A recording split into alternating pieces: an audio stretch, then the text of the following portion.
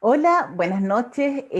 Soy la psicóloga Mariela Orellana de Renuevo Psicología. Muchas gracias por unirte a esta transmisión.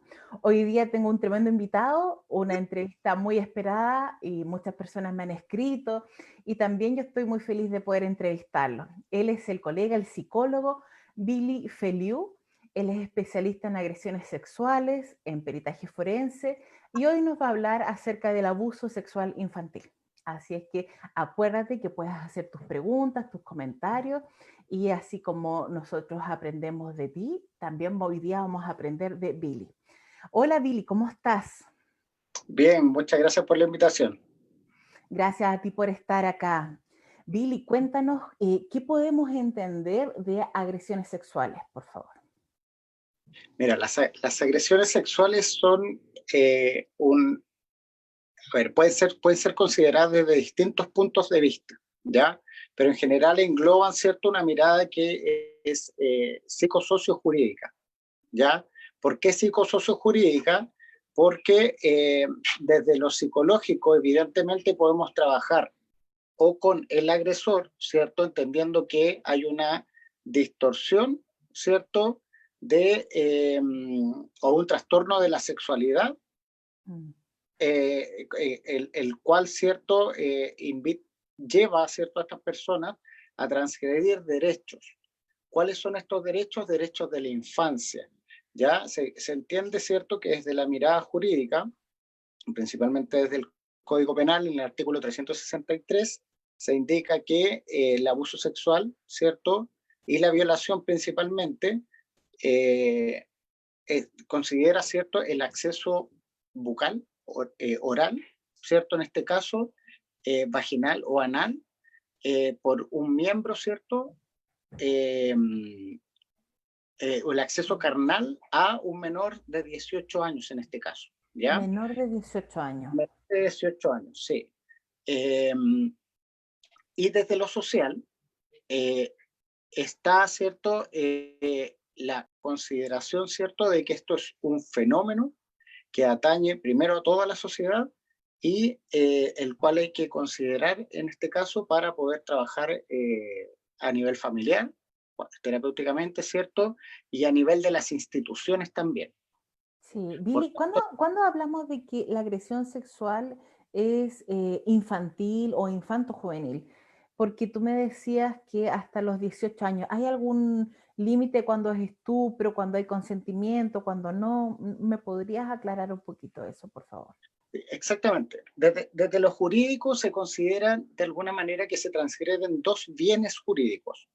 Cuando el menor de edad tiene bajo los 14 años, la transgresión al bien jurídico eh, es distinta evidentemente que entre los 14 y los 18.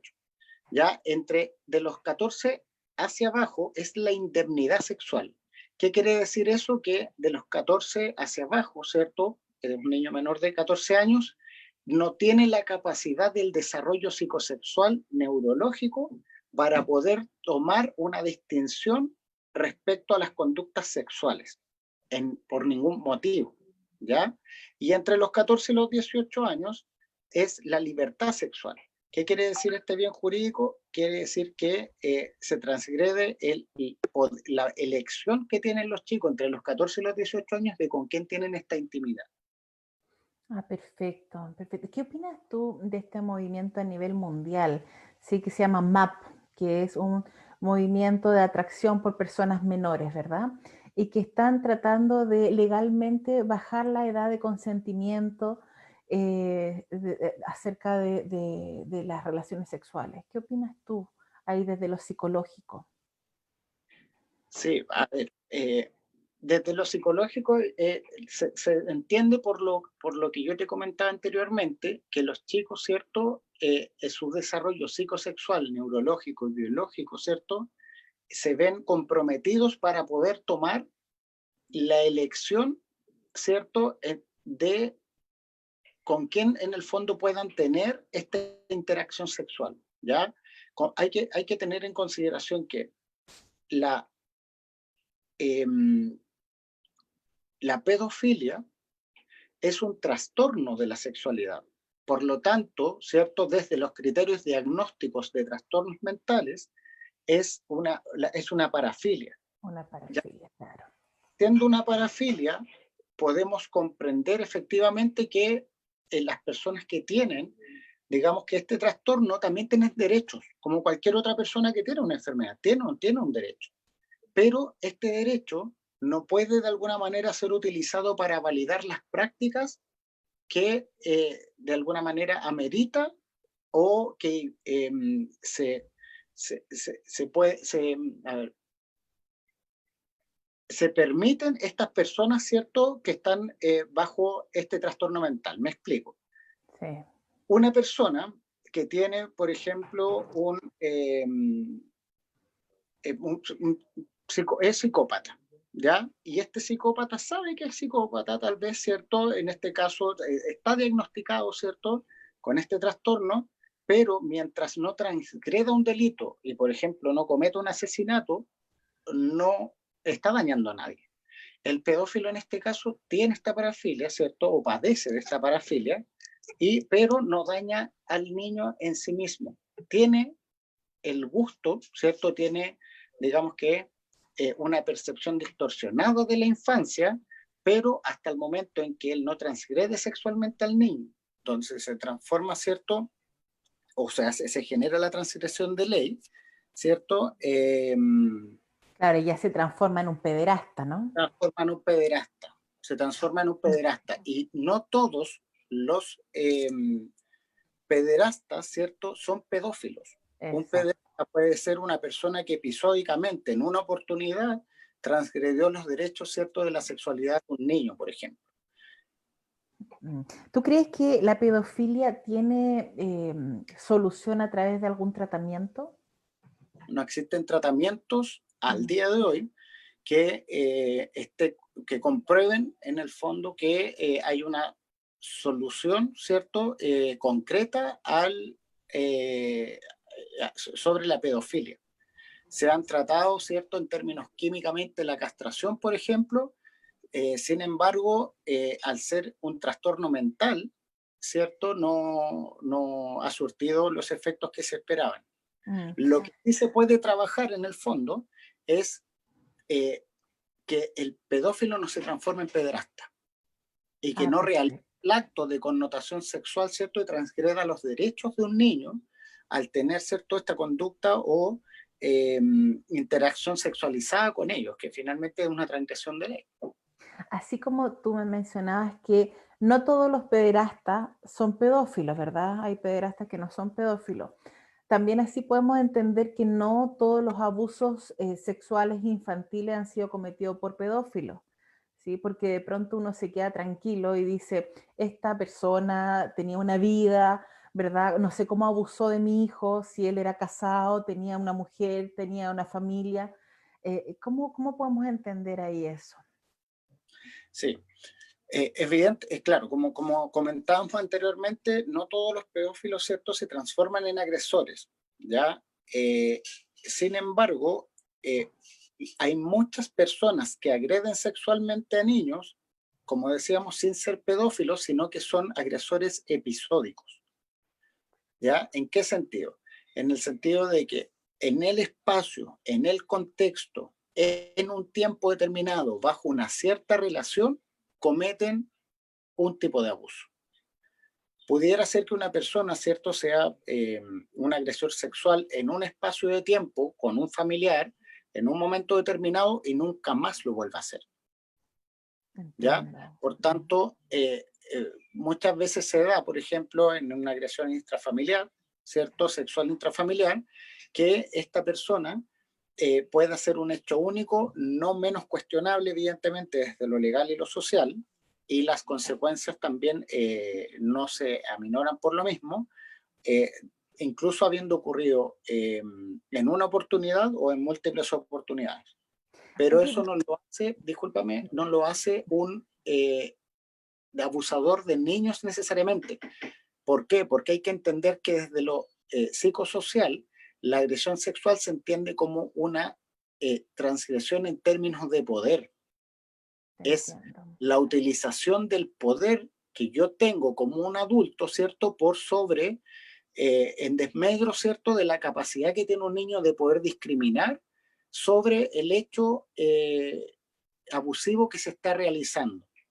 Ya pudiera ser en términos, la ley lo establece en términos de que una de las variables pudiera ser eh, la enajenación mental de la persona agredida, ¿cierto? En este caso, una persona que tiene un trastorno psiquiátrico, que sea abusada, que la persona no esté en sus cinco sentidos, por ejemplo, una persona que esté con una medicación muy fuerte, ¿cierto? O que esté bajo los efectos del alcohol o drogas, ¿cierto? O bajo la utilización de la fuerza, por ejemplo.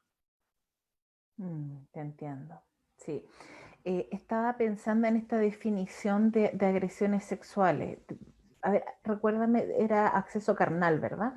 La violación se establece como el acceso carnal por Por, vía anal, ¿cierto? O bucal. y es parte de las agresiones sexuales cuando hay tocaciones, cuando es abuso sexual, ¿verdad? O cuando hay grooming, o cuando hay todo este tipo de imágenes, ¿verdad? ¿También se considera dentro de la categoría de agresiones sexuales?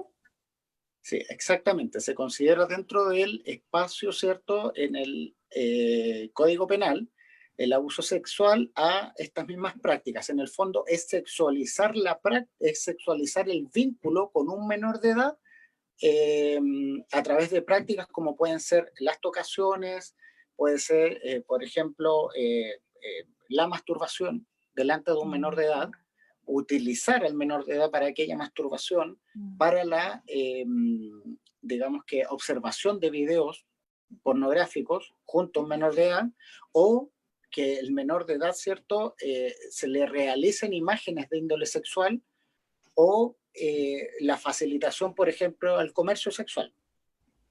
Claro. ¿Y esos son los tipos de agresiones sexuales?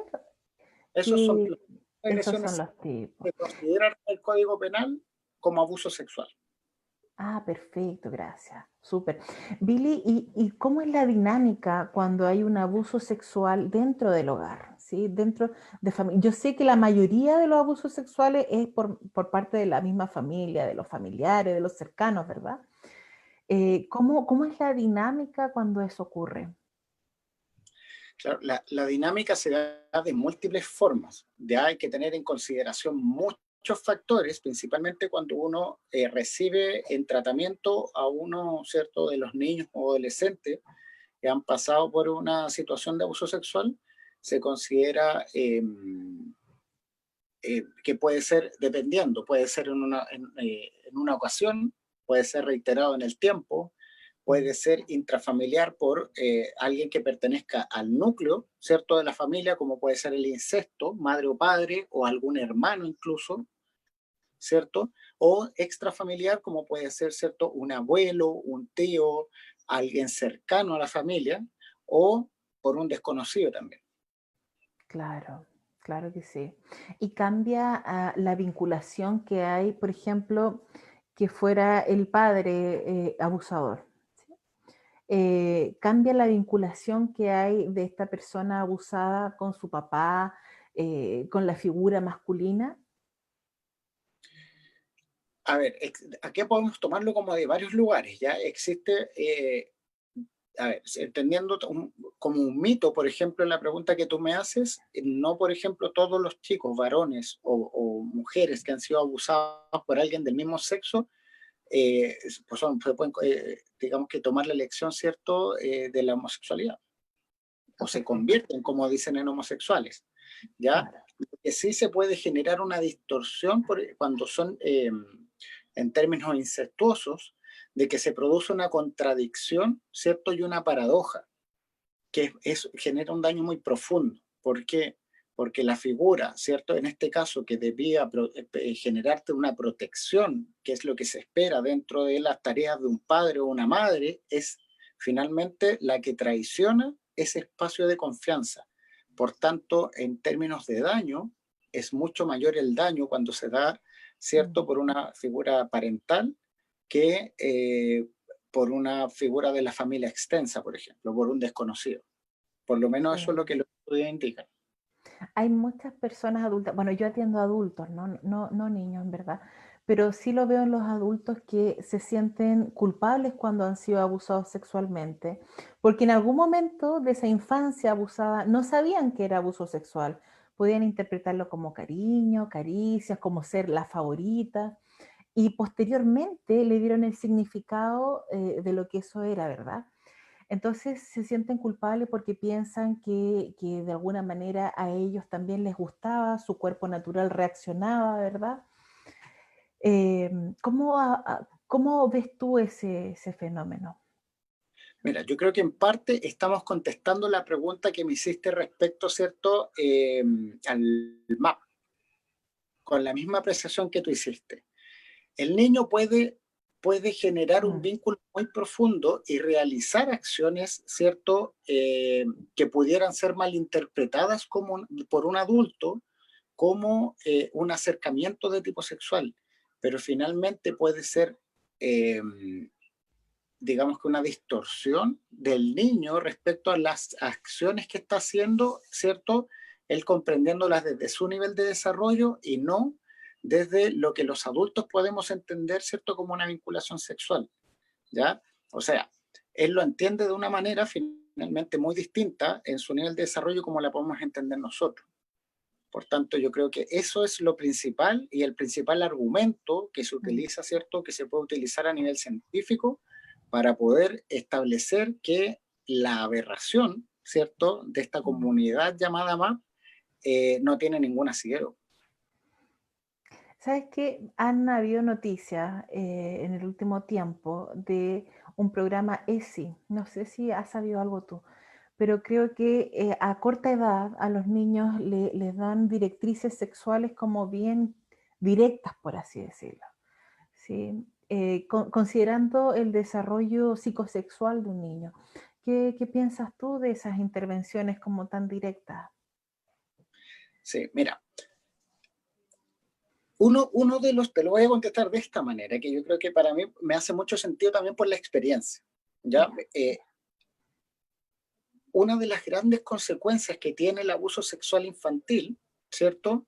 Es que de alguna manera los chicos eh, lo comentan ellos, ¿cierto?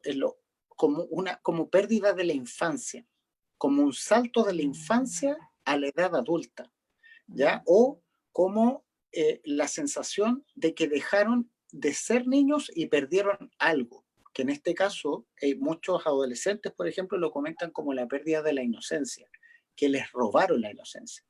¿Por qué? Porque se entiende en este caso, ¿cierto?, que un niño puede tener eh, curiosidad respecto al sexo, ¿cierto? Un adolescente tiene que desarrollarse a través de la curiosidad respecto a ciertas prácticas. Se espera que en la adolescencia tengamos acercamientos con nuestro grupo de pares, la validación con nuestro grupo de pares, por ejemplo, al consumo del tabaco, a la iniciación, ¿cierto?, en consumo de alcohol, por ejemplo, e incluso a ciertas drogas. Es esperable que en la adolescencia se dé esto. Sin embargo, en la etapa escolar, ¿cierto? En la etapa de la preadolescencia, incluso en la adolescencia, el hecho de obtener un bombardeo, si lo podemos llamar así, de información sexual y más aún transgrediendo nuestra propia corporalidad, pudiese generar, ¿cierto? Un síntoma que se llama hipersexualización, que ya. es el que nuestros vínculos, ¿cierto? El vínculo y la interacción que nosotros tenemos con otros esté mediado por lo sexual. Por lo tanto, en niños se puede generar como un juego repetitivo en lo sexual y en adolescentes, por ejemplo, es que todas las prácticas y conductas se generen a través de la validación, por ejemplo, de lo sexual en confusión con el amor, por ejemplo. Tienes toda la razón. Incluso yo sé que dentro de los adolescentes, como una práctica usual, el pack, yo creo que a lo mejor tú lo has escuchado, Sí, que son las fotos un tanto desinhibidas, ¿verdad? Como parte de la tarjeta de presentación, de cómo ellos establecen su relación y su validación, ¿cierto? claro. Claro, o sea, el ser una práctica habitual, ¿cierto? invita a que la familia tenga la libertad también de poder conversar estos temas previamente con los chicos, ¿cierto? Que lo hablemos con nuestros niños, nuestros hijos, sobrinos, ¿cierto? Para comentar que evidentemente el pertenecer a un grupo o querer pertenecer a un grupo no necesariamente tiene que ver con que nosotros transgredamos nuestros propios límites, ¿cierto? O que Claro. permitamos que los demás transgredan nuestros propios límites. Y ahí es donde están las conductas de autocuidado. Puede ser una moda, pero no necesariamente los adolescentes, en este caso, ¿cierto? Eh, que estén educados respecto a esta área, ¿cierto? Y que respecto a sus propios límites en lo físico, en lo emocional, en lo psicológico, lo practiquen necesariamente. Sí, tienes toda la razón.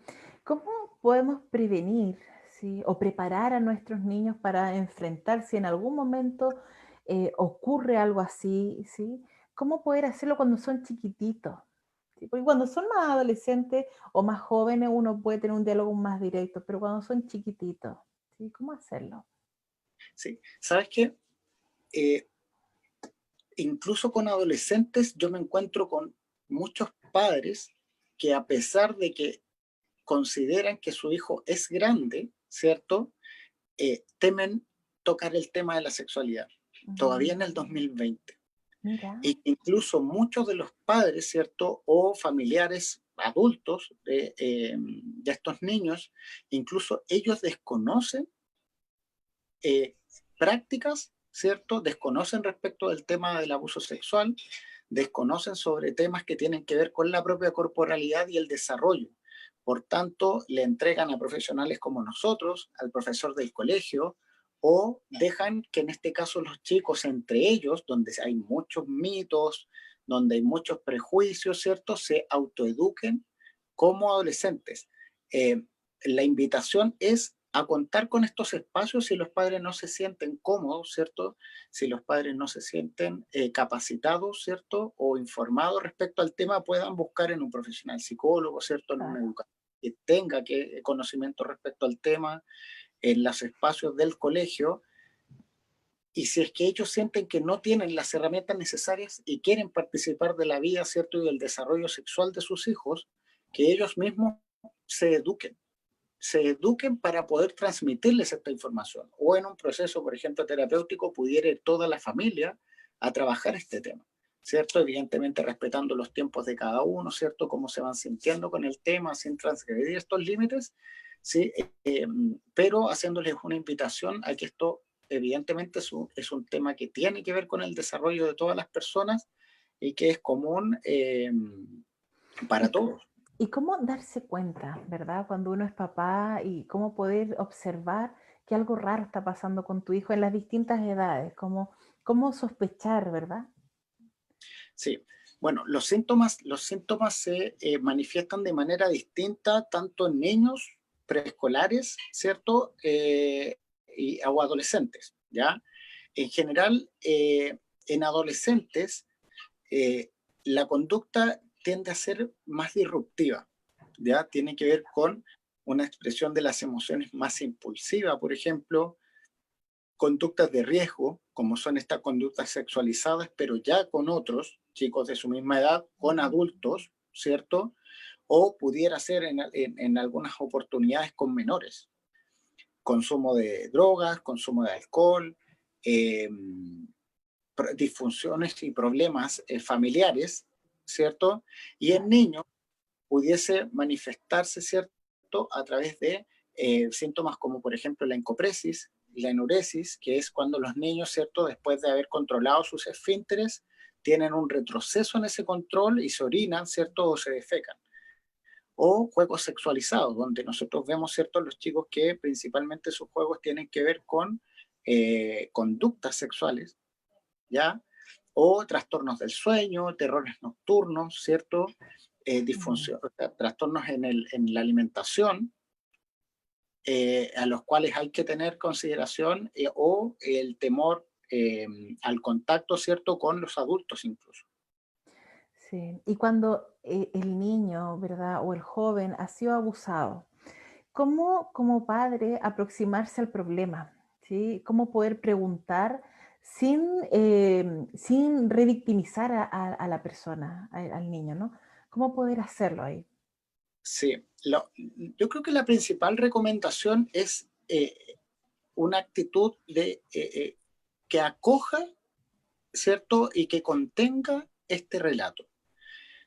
En mi experiencia, una de las cosas que a los chicos más daño les genera es la falta de credibilidad de sus padres.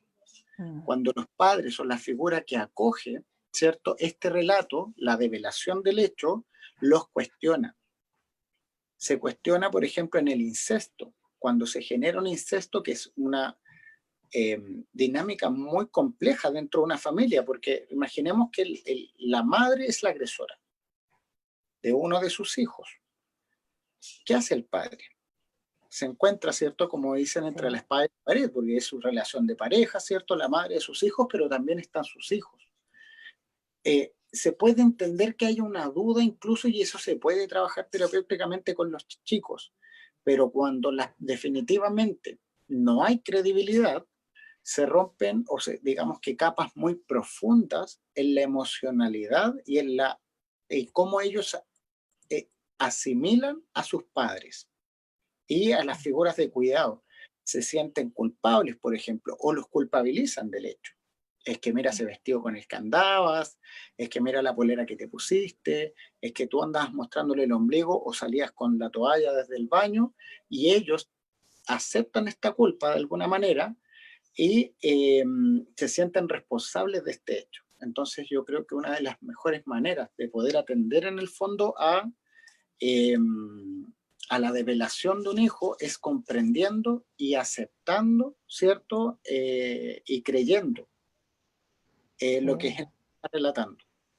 Te encuentro toda la razón. Fíjate que es algo que yo también veo en los adultos, ¿no? Cuando los papás no han acogido el relato, cuando le han bajado el perfil, cuando siguen manteniendo relación con la familia del abusador, cuando es un primo o algo así, se siguen juntando. Es tremendo, es muy doloroso, en verdad. Eh, los daña bastante. Lo otro que también te iba a preguntar, Billy, em, en relación a cómo debiera ser la actitud de los padres. A veces los chicos les cuesta confiar cuando ven que el papá puede dejar la escoba, puede ir a matar al tipo. ¿Cómo podría ser la actitud para que facilite la conversación frente a un problema de este tipo? A ver, claro, de alguna manera, como yo te decía anteriormente, para facilitar cierto aquello es mostrarle que está en un ambiente de confianza, mostrarle cierto que eh, eh, el no culpabilizar o que él relate cierto lo que él siente, incluso aunque él sienta que tuvo participación, que no se le va a culpar por aquello, que no se le va a castigar por aquello, que se le va a acompañar en el proceso y que de alguna manera, ¿cierto? Las personas que estén a su alrededor eh, eh, van a estar durante todo ese proceso, generándoles de alguna manera la confianza suficiente y la fuerza para que ellos puedan atravesar por un proceso que no es corto en términos judiciales y terapéuticos. Cuando hay una niña abusada por su papá, ¿sí? ¿Cómo ves tú después la relación que hay con su propia mamá? ¿Cómo se vive ese rol de la madre ahí? Claro, mira, me ha tocado diferentes casos, ¿ya? Eh, Todo depende de alguna manera de cómo el nivel de comprensión que pueda tener ese chico, ¿cierto? Respecto a la misma dinámica. Eh, Me he encontrado con, por ejemplo, adolescentes que comprenden que esto fue una dinámica en el cual incluso su mamá fue engañada, en este caso, como tú dices, ¿cierto? O sea, es que el padre es el agresor, donde incluso la mamá fue engañada, donde incluso la mamá no tuvo la posibilidad de darse cuenta. ¿Por qué? Porque las dinámicas, digamos que utilizaba las estrategias de victimización, ¿cierto? Que utilizaba el agresor, eh, digamos que eliminaban la posibilidad de que la madre se diera cuenta. Por tanto, no la culpa. Y en algunas otras ocasiones el vínculo se ve completamente, ¿cierto? Digamos que perjudicado, ¿cierto? En el momento de que le culpan directamente, en este caso a la madre, por no haberse dado cuenta. Y ahí hay que generar un trabajo de revinculación, ¿cierto? De comprensión del hecho, cuando efectivamente comprobamos que esta madre no dio cuenta del hecho, eh, porque hay algunos casos, ¿cierto?, en que esta madre también, estando en una dinámica bastante, digamos que nociva en términos psicológicos, y ella también es víctima, a veces tiene conocimiento del hecho y no ejerce digamos que acciones de cuidado. Sí, qué complicado, ¿no? ¿Qué pasa? Pasa. ¿Cuáles son las consecuencias a corto plazo y a largo plazo de un abuso sexual infantil para el niño? Sí, las consecuencias pueden ser bastantes dependiendo de si la persona tuvo un proceso, ¿cierto? Digamos que de reparación del daño o no lo tuvo, ¿ya? Pero en términos generales pudiese presentarse eh, en adultos conductas, ¿cierto? De tipo transgresoras hacia otros, ya no es única, pero sí pudiera ser eh, Perdón, depresión. como que el adulto, la víctima se convirtiera también en abusador.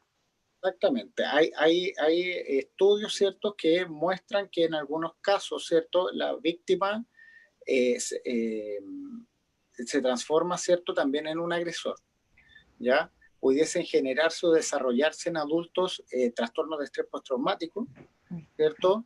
O hay una categoría que es relativamente nueva, ¿cierto? En los manuales diagnósticos, que es pudiese considerarse de esta manera, como una mezcla entre el trastorno de estrés postraumático, ¿cierto? Cuando va ligado a violencia intrafamiliar, por ejemplo, ¿ya? Que es el trastorno por estrés complejo, ¿ya? Claro, Perdón, el trauma complejo.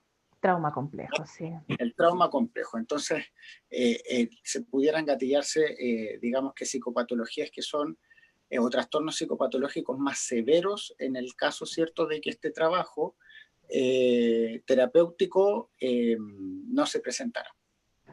Sí. ¿Cuál es el objetivo de un proceso terapéutico para una víctima? Bueno, los objetivos son muchos, ya todo depende en este caso, ¿cierto?, de cuál sea el nivel de daño que nosotros podamos evaluar en el proceso de diagnóstico, ¿ya? Todo, mira, en el proceso de diagnóstico en el fondo se considera o debería considerarse primero hacer un diferencial, ¿ya? Puede ser que parte en el fondo de la sintomatología que nosotros pensamos que presenta este niño o adolescente sea previo al abuso, ¿ya? Y el ser previo nos invita a trabajarlo de manera diferenciada. No todo el síntoma que se puede presentar, ¿cierto? Tal vez es producto de esto y pudiese tener, digamos que dos miradas, eh, ya que finalmente el hecho de que toda la sintomatología que se presenta en el niño no es producto del abuso, para él sea de alguna manera eh, el liberador, ¿cierto? Ya que al comprenderlo así, eh, no se convierte en una carga tan compleja. Sin embargo, todo depende, como te decía anteriormente, en el sentido de que se puede presentar una sintomatología más compleja cuando el abuso es reiterado en el tiempo, cuando, por ejemplo, fue una violación y no un abuso sexual, ¿cierto? Como una tocación, cuando, por ejemplo, el agresor es por incesto Mm. y no un desconocido, y así muchos otros, digamos que características que pudiésemos considerar que generan mayor nivel de daño. Pero en términos, digamos que prioritarios, la identificación de ese agredido como víctima yo creo que es fundamental, que él se establezca como víctima. Al establecerme como víctima, yo pudiese aventurarme, ¿cierto?, a comprender de alguna manera que no soy causante por ningún motivo de esta agresión sexual, y desculpabilizarse, desresponsabilizarse del hecho es uno también de los objetivos cruciales del trabajo con eh, con agredidos sexuales. Con víctimas. Y el trabajo con agresores, eh, ¿cómo lo haces tú? ¿Tú también atiendes a agresores sexuales? Me ha tocado en pocas oportunidades. Es un trabajo muy, muy, muy complejo porque en términos profesionales, digamos que nos invita, ¿cierto?, a poder tomar una distancia afectiva respecto al hecho. Mm, No comparto con muchos de mis colegas, ¿cierto?, que se niegan a la posibilidad de trabajar con un agresor sexual porque digamos que eh, los interpela en términos tanto humanos como profesionales. Eh, pero creo que también son personas a las cuales hay que considerar en términos ciertos de que hay una enfermedad a tratar y, y que alguien tiene que trabajar con ellos, ya que de no trabajarse con ellos, eventualmente estamos dejando, cierto, digamos que a la libertad de este trastorno su funcionamiento en la sociedad. Por tanto, prefiero verlo, cierto, como digamos que un mm, aporte en términos de evitar, ¿cierto? Y prevenir la ocurrencia de otros hechos de abuso sexual al trabajar con los agresores. Y en este caso es un, un objetivo prioritario, es muy parecido al anterior, pero en este caso es que él se establezca y reconozca que es un agresor. Si esta persona no se reconoce como un agresor, no reconoce que él traspasó los límites del otro en términos sexuales, es muy difícil continuar con el tratamiento, porque estás partiendo desde la negación. Y mientras lo niegue, claro. evidentemente no va a asimilar ningún otro contenido que tenga que ver con, digamos que este traspaso, ¿cierto?, de límites y la utilización del poder por sobre otro que no tiene, ¿cierto?, digamos que el desarrollo suficiente como para comprender o para poder haber establecido límites frente a el abuso que cometió. Por tanto, también en este caso, el que se establezca como agresor es prioritario. Mm, sí, sí, tienes razón también. Billy, ¿y hay alguna alteración vincular en la vida adulta cuando alguien ha sido agredido sexualmente en la infancia? Sí, o sea, hay textos que indican en este caso, ¿cierto?, que se presentan alteraciones en el tipo de vinculación dependiendo de, por ejemplo, el apoyo que yo haya tenido en el momento en el que fui agredido. Si mi Mm, familia estuvo ahí, estuvo presente, me apoyó, yo tuve un proceso terapéutico, ¿cierto? No deberían haber alteraciones respecto a el tipo de vínculo que yo genero con otros, ya porque lo circunscribo, ¿cierto? A un espacio, por ejemplo, de mi vida, no permito, ¿cierto?, que el abuso sexual, y digo no permito en el sentido de que tuviste un proceso terapéutico que te permitió comprenderlo, que el abuso sexual sea tu apellido, si lo podemos decir así. O claro. sea, yo no soy Billy el abusado, soy Billy Feliu, que pasó por una situación, ¿cierto?, compleja en su vida, como es un abuso sexual, pero puedo, de alguna manera, ¿cierto?, continuar sin ser síntoma de ese abuso. A diferencia, ¿cierto?, de un caso donde la familia evidentemente no generó credibilidad, donde se genera evidente un Mm. quiebre en el patrón vincular, ¿cierto?, donde yo pudiese establecer tal vez un trastorno, ¿cierto?, del vínculo de cualquiera de sus tipos. Mm. Sí, estaba pensando también, Billy, cuando tú mencionas de que el abuso sexual también se vive como un estrés postraumático en muchos casos, ¿sí? Y cuando se visualizó más a través de las tesis y de muchas cosas actualmente, ¿verdad? Se visualizó más el abuso sexual. Sí, hay muchas personas que se les disparó la reacción y la emoción, ¿verdad? Traumática y empezaron a consultar por abusos sexuales de la infancia, ¿verdad? Que probablemente a ti también te pasó algo así.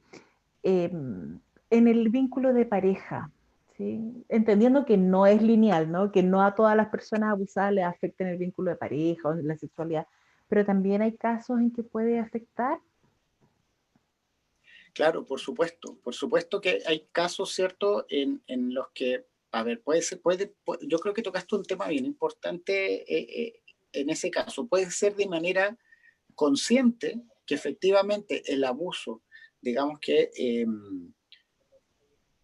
distorsione la relación que yo puedo tener con un otro, ¿cierto? En términos de cómo yo asimilo el acercamiento de un otro hacia mi persona, ya en el cual yo sienta que eventualmente pudiesen todos transgredir, ¿cierto? O nuevamente revictimizarme. Eh, en el área sexual, por ejemplo, se presentan muchas problemáticas también cuando una persona ha sido abusada, o que durante, digamos que la vida de esta persona, por algún hecho, motivo o circunstancia, ¿cierto? Incluso estando en una relación de pareja por algún hecho motivo, ¿cierto? Esta persona recuerde un abuso que no tenía presente. Ah, perfecto. Hay algunos que se pueden bloquear completamente, ¿no? Exactamente, o se produce una disociación, Una en este disociación. caso, o una amnesia disociativa, ya la cual de alguna manera es un mecanismo de defensa que protege, ¿cierto?, a las personas que han sido abusadas al, de alguna manera, enviar hasta digamos que al patio de atrás, ¿cierto?, este recuerdo, porque genera mucho dolor.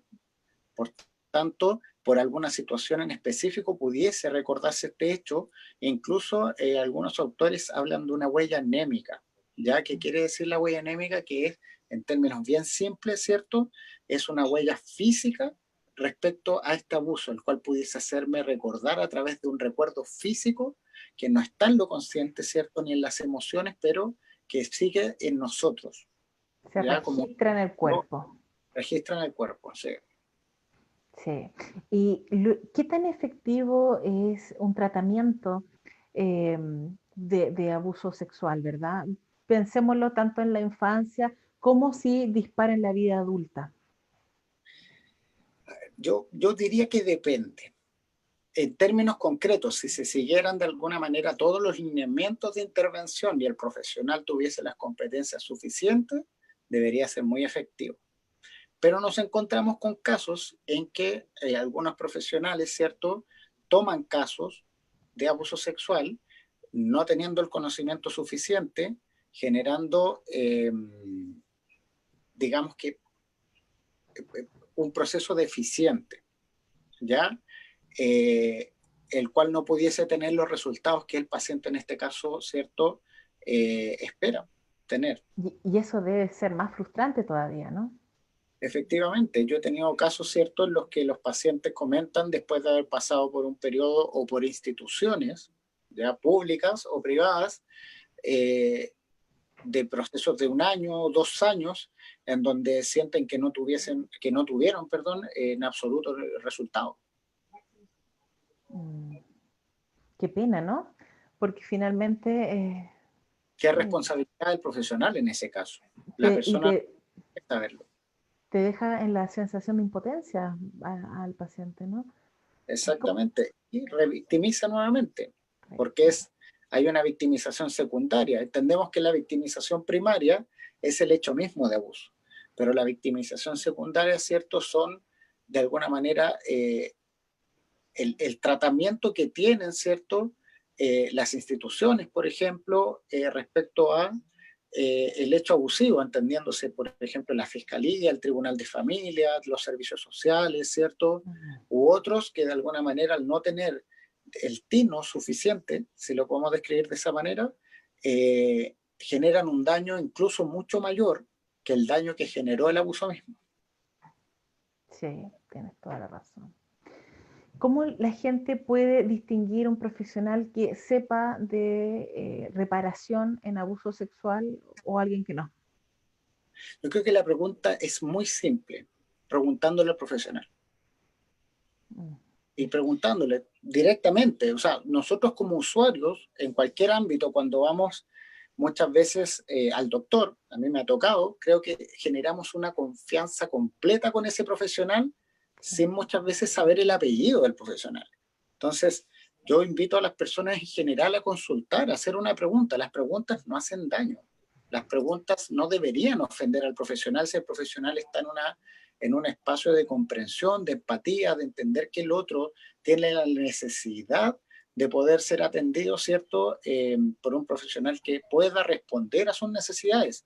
Por tanto, directamente preguntarle al profesional y cada uno tiene su expertise. O sea, mis colegas, ¿cierto?, se dedican a otras áreas que yo tal vez pueda, ¿cierto?, desconocer o no tengo el mejor manejo, y que los colegas también en este caso sean honestos con ellos mismos, ¿cierto?, y con el paciente y decirle, ¿sabe qué? Yo no conozco este tema, mire, yo no conozco sobre, no sé, temas como estrés laboral, por lo tanto, tengo un colega o creo que existe una persona, ¿cierto? O siga buscando, incluso si es que la persona no tiene tal vez el deseo de ayudarlo en ese sentido, pero ser honesto y no, digamos que tomar casos por tomar casos, porque el abuso sexual tiene dinámicas muy características que hay que conocer para no generar esta revictimización, ¿cierto? Y los efectos, como nosotros le decimos en términos psicológicos, iatrogénicos, que es generar a través del proceso terapéutico más daño que reparación.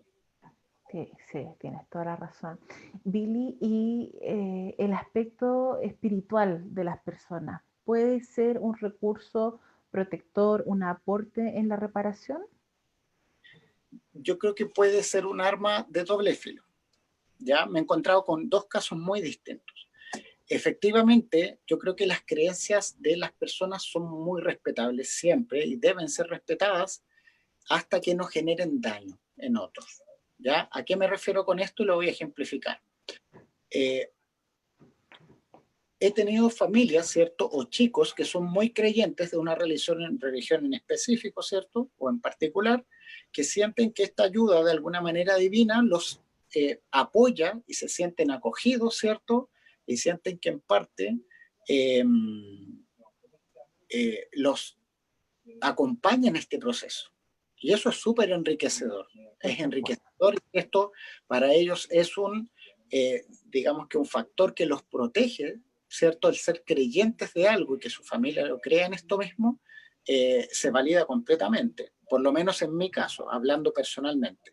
Sin embargo, también me he encontrado con casos en que la validación religiosa es por sí misma una vulnerador, o sea, un acto vulnerador. ¿En qué sentido? En que, para ejemplificar y ser concreto, por ejemplo, yo tuve un caso donde una persona que era digamos que un líder espiritual, ¿ya?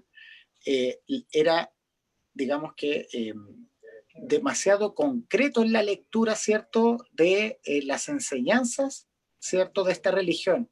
Por tanto, castigaba, en este caso a sus hijos, ¿cierto?, castigaba a su pareja respecto a las palabras textuales que aparecían en estos libros.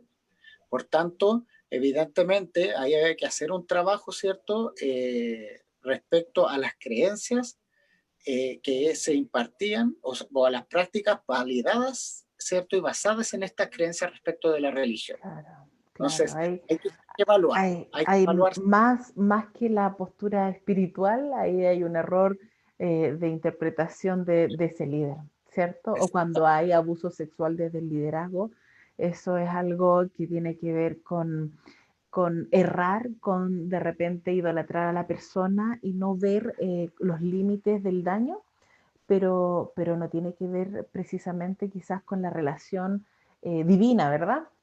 Exactamente, yo creo que eso entra también dentro de los mitos. Yo creo que el que abusa siendo o perteneciendo a cualquier tipo de iglesia, como sabemos y está comprobado que dentro, por ejemplo, de la iglesia católica, en términos digamos que de casos a nivel públicos, ¿cierto? Se conocen más desde la iglesia católica, hay un abuso de poder, ¿cierto? Y de su posición espiritual, que es una de las dinámicas que utilizan estas personas, la posición de relación de poder en términos espirituales sobre sus feligreses, ¿ya? Pero es personal, es una utilización personal de Exacto. ese sujeto respecto a su posición de poder y no la validación en este caso, ¿cierto?, de una institución respecto al hecho del abuso sexual en términos explícitos. Ahora, si se generan dinámicas de silenciamiento, yo creo que eso está todo y es materia a nivel judicial, ¿cierto? Pero en términos concretos, los que generan los actos delictivos son las personas, no las instituciones. Sí, tal cual. Muchas gracias, Billy, por esta entrevista muy interesante. Te agradezco de verdad. Cuéntanos, por favor, cómo la gente puede comunicarse contigo. A ver, los tres canales, digamos que formales que yo utilizo para contacto con las personas es a través de mi correo electrónico, que es billy.feliu.m@gmail.com, o como mi Instagram, que es ps.billyfeliu. Eh, y en general eso es lo que yo utilizo, sí, para tener. Perfecto. Tu Instagram es muy interesante. Lo he estado viendo, así es que tú haces siempre muy seguido análisis, ¿verdad? Y un tremendo aporte también en cuanto a las agresiones sexuales. Así que muchas gracias, Billy, de verdad. Y estoy segura que todos aquí aprendimos de ti hoy día. Te agradezco, Mariela, que estés bien. Gracias, tú también. Nos Chao, vemos. chao. Chao, chao. Y bien, para despedirnos entonces, muchas gracias a toda la gente que se pudo conectar. Compartan este programa. Yo creo que va a ser una tremenda ayuda para la gente que lo pudo ver, la gente que lo va a poder ver. Billy es un profesional experto en agresiones sexuales, por lo tanto, también pueden contactarlo a él. Que estén muy bien, buenas noches, que tengan lindo fin de semana, lo que queda. Chao, chao.